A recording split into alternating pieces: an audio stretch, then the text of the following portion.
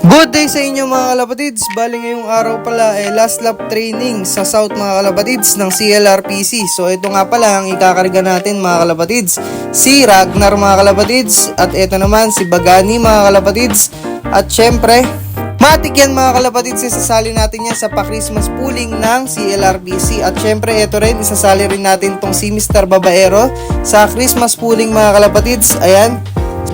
At eto namang si Isa mga kalapatids, iti-training lang natin mga kalapatids dito sa last lap training mga kalapatids. Bali ngayong araw pala ipapatikim na natin sa kanila yung mga supplement na gagamitin natin tulad ng Power Wings at saka Victory Pills mga kalapatids. Para sa ganun ma-introduce na natin sa kanila yung mga gagamitin nilang vitamins kapag derby na mga kalapatids. So next week na yun mga kalapatids, introduce na natin. Bali eto, magkakarga na tayo mga kalapatids, nagpatak na tayo ng 2 drops ng Power Wings, tsaka nagbigay na rin tayo ng Victory Pills. So eto, bali eto na nga pala yung isasali natin sa Christmas pooling dito sa CLRPC mga kalapatids. Eto si Mr. Babaero mga kalapatids. So ayan, ikarga na natin yan mga kalapatids. Ayan, shoutout nga pala sa kasama nating nagbibideo So eto rin si Bagani mga kalapatids. Ayan, kinarga na natin, kasali din sa Christmas pooling. Bali eto, Calamba, Laguna na mga kalapatids, binitawan ang ating mga ibon, last lap training. So bali may pa Christmas pooling sila mga kalapatids. So abang-abang tayo.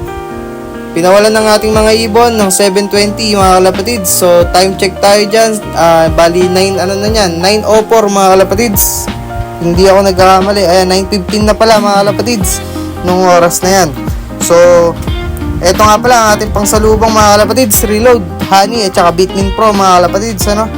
So eto ang first bird natin, si Bagani. Sakto, siya ang sinali natin sa Christmas pooling. 145.95 kilometers, 1120 ang speed niya mga kalapatids. So eto naman ang second bird natin mga kalapatids, ayun, si Mr. Babaero. Sakto din, siya rin ang sinali natin sa ating Christmas pooling mga kalapatids. So ayan, i-clock na natin mga kalapatids. Ayun nagmamadali na ako niyan mga kalapatids dahil nga 1k speed na lang mga kalapatids. So nagmamadali na tayo dyan mga kalapatids. So ayan, tamang clock tayo. Ayun, umabot pa naman mga kalapatids, 1076 speed mga kalapatids. Bali eto na yung third bird natin mga kalapatids. Bali 1k speed pa naman. So abot pa itong si Ragnar mga kalapatids. Ayun ayun, landing board, diba? So yun lang mga kalapatids, happy flying sa inyo.